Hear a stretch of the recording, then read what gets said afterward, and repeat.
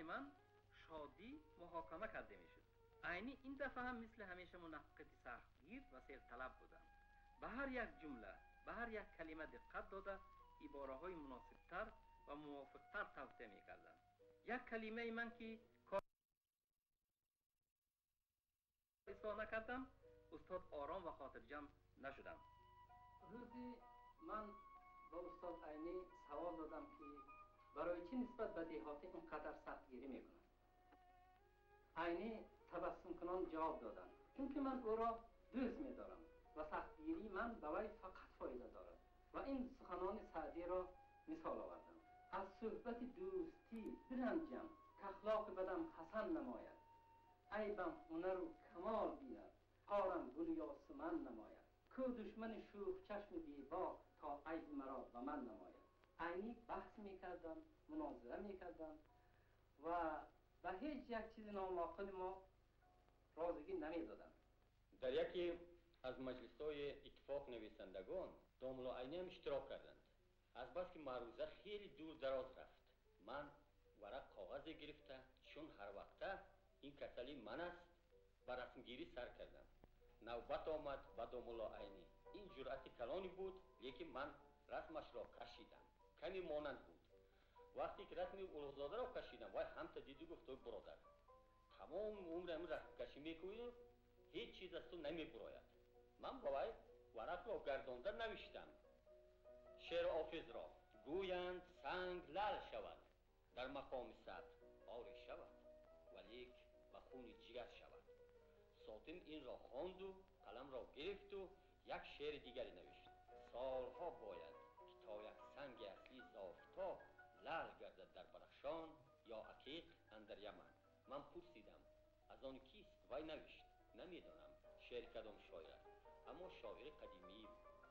معلوم می شود که فکر ماتریالیستی داشته است. ما همتا با یکدیگر سوالا میز نگاه کردیم، لیکن داملا عینی بی‌طاقت شده بود برادرها چیکار کرده ایستادید. ما این کاغذ را باید پیشکش کردیم. داملا عینی بیتبرک را دوست می داشت و در حال در اینجا نوشت: خاک مشرق شنیدم که شود در 40 سال کاسه چینی، صد بروزی زنند در بغداد لاجرم قیمتش همی بینی.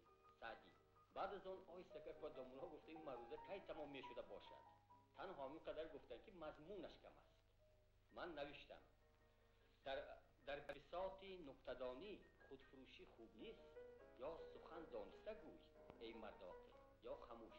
این شعر حافظ است. داملا خندیدند و گفتند: کم گوی گزیده گوی چون دور که از اندک او جوان شود پر. لاف از سخنی چو در توان زد آن خیشت بود که پر توان زد. شعر نظامی گنجوی. نویسندگان تاجیک از عینی بسیار تعلیم گرفته ایم. یک وقت نویسنده جوان بسیار با استعداد ما طالیس حکایه نوشته. در حکایتش قهرمانان خود را به زبان عوامان و بیسوادان گپ زننده بود. استاد عینی با آن نویسنده جوان یک مکتوب نوشته او را تنبیه کرده. مکتوب داملا در ژورنال شرق سرخ چاپ شده بود. برای همه نویسندگان تاجیک درس عبرت گردید. در آنجا عینی به گفته های استاد گورکی تکیه کرده میگفتند که در زمان سویتی ما با واسطه پهن شدن مکتب معارف مطبوعات زبان خلق عوام هم اصلاح شده به زبان ادبی نزدیک شده است و در این زمان به اثرها درآوردن زبان ویران کوچگی مردم بیسواد روا نیست، زیرا خواننده باید از مطالعه اثر نویسنده زبان خوب یاد بگیرد، زبانش را اصلاح کند و تکمیل دهد و شاگردان مکتبی ما که زبان ادبی را در مکتب می‌آموزند با خواندن اثرهای نویسندگان تاجیک باید آن زبان را مستحکم کنند، نه اینکه از خواندن اثرهای ما زبان ویران آیند. در این مسئله استاد عینی بسیار سختگیر بودند. سال 1944 من نو از فرانک برگشته بودم. ما تقریبا هر روز یا روز در میان به زیارت داملا می رفتیم. یک روز دیدم داملا عینی خفه و غمگین می نمودند. از گفتگو معلوم شد که یکی از رفیقان آن روز یا یک روز پیش به عینی خبر داده است که دوست دیرین داملا کمونیست چخ جولیوس فوچیک به دست جلادان فاشیستی در پراگ کشته شده است. این خبر به عینی بسیار تاثیر بد کرده است. عینی خیلی متاثر بوده.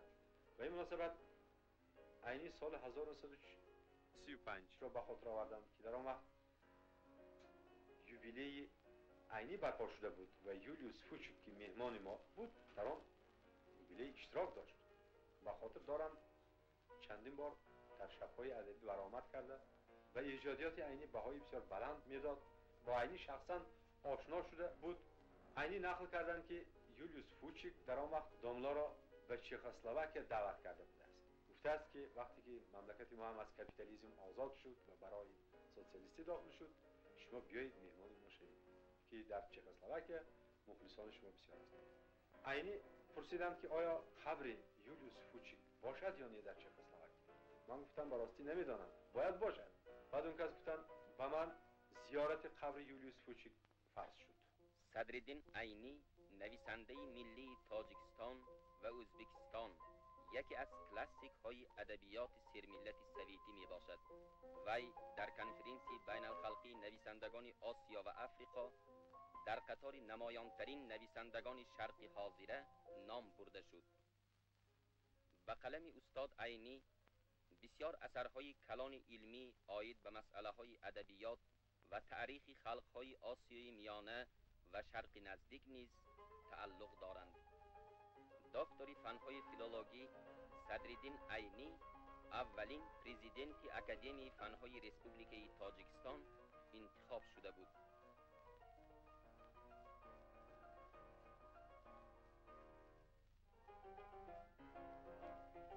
حیات و ایجادیات عینی در موزه‌های سمرقند، بخارا و دوشنبه عکس یافته است.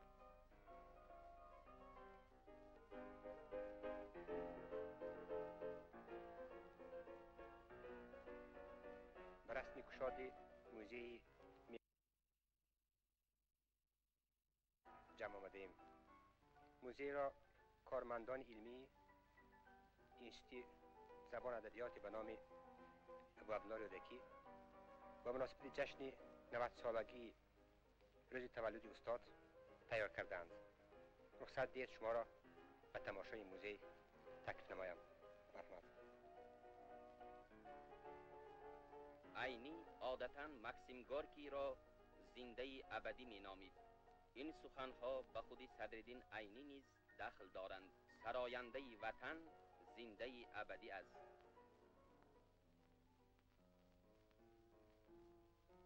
خلق تاجیک 75 سالگی روز تولد نویسنده محبوب خود را جشن می‌گیرد.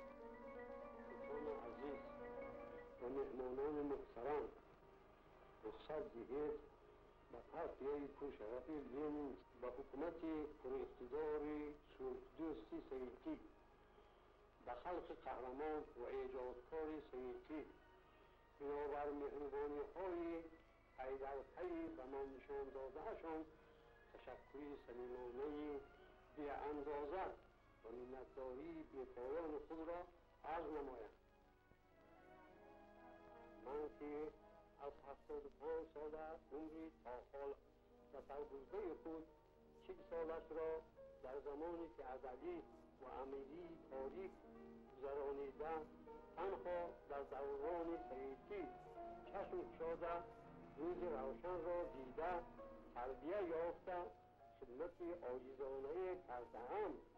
از طرف پارتیا، حکومت و خلق این همه حرمت‌ها، غمخوری‌ها و مهربانی‌های پردرپی بی اندازه دیدم و دیده ایستاده‌ام. تاجیکستان به فرزند بزرگ خود مدح و ثنا می‌گوید.